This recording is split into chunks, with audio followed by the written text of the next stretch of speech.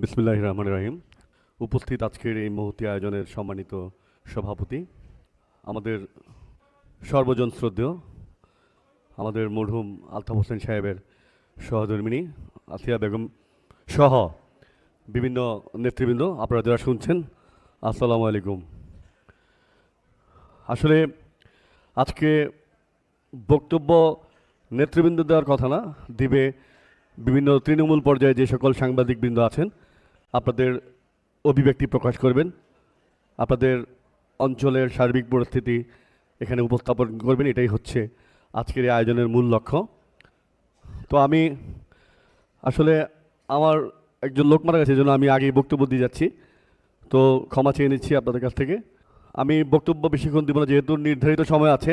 আমি এই সংস্থাকে নিয়ে এখানে বসে কয়েকটি লাইন আমি ছড়া লিখেছি, আমি আপনাদের মাঝে উপস্থাপন করব। কারণ সবাই এক ধরনের কথা বললে মনে বিনোদন আসে না, তো আমরা বিনোদনও চাই।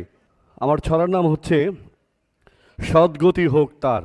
অনুবাদক আলতাফ হোসেন স্বর্ণযুগে কালে এই সংস্থাটি গড়ে তোলেন সেই 82 সালে। ভাষার মাস ফেব্রুয়ারির, তারিখ ছিল 12। সে সময়ে পেশার মানটা ভালো ছিল আরও। বহু চড়াই পেরিয়েছে শৃঙ্খল এই সংস্থা, সবার কাছে এটি এখন সাংবাদিকদের আস্থা।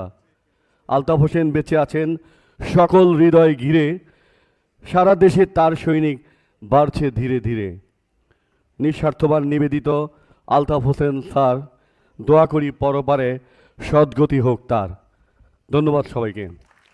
তো আসলে আমি অনুরোধ জানাবো যে আজকের যে পরিবেশ, এটা আসলে এই সংস্থার জন্যে আমি মনে করি যে এটা একটা মাইল ফলক। তো সাংবাদিক সংস্থা ধীরে ধীরে এগিয়ে যাক। আর সবচেয়ে বড় দাবি থাকবে আমাদের যারা এই সংস্থাকে নেতৃত্ব দিচ্ছেন কেন্দ্রীয়ভাবে, আমিও আছি, বিভিন্ন মাঠ পর্যায়ে যারা কাজ করছেন তাদের বিপদে যেন আমরা পাশে দাঁড়াতে পারি, এটা হচ্ছে মূল অঙ্গীকার থাকবে আমাদের। কারণ আমরা দেখেছি বিগত সরকারের আমলে ট্যাগ দেওয়া হতো, এখনও কিন্তু ট্যাগ দেওয়াই হয়। সাংবাদিকরা কিন্তু নিরাপদ না। বিভিন্ন স্থানে সাংবাদিকদের হত্যা করা হচ্ছে, বিভিন্ন স্থানে সাংবাদিকদের লাঞ্ছিত করা হচ্ছে। এই স্পর্ধা পায় কোথায়? কোনো ক্রিমিনালকে পাত্তা দেওয়া হবে না। আপনারা সবাই শুধু ঐক্যবদ্ধ থাকবেন।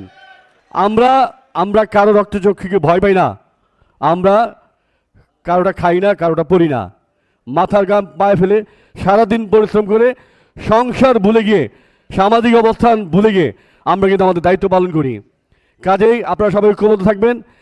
যদি টেকনাফ থেকে তেঁতুলিয়া, রূপসা থেকে পাটুরিয়া কোথাও কোনো সাংবাদিকের উপর আঘাত হয়, তাহলে এটা ধরে নিতে হবে যে সাংবাদিক সংস্থার চেয়ারম্যানের উপর আঘাত হয়েছে। এই যদি হয় আমাদের চিন্তাধারা, তাহলে আমাদের কোনো এলাকায় কোনো সাংবাদিককে চক্ষু দেখিয়ে পার পাবে না ইনশাল্লাহ। তো যাই হোক, আপনারা যারা এসেছেন সকলের সুস্বাস্থ্য এবং দীর্ঘায়ু কামনা করে আমি আমার বক্তব্য শেষ করছি। সবাই ভালো থাকবেন। আল্লাহ হাফেজ। আসসালামু আলাইকুম ওয়া রাহমাতুল্লাহ।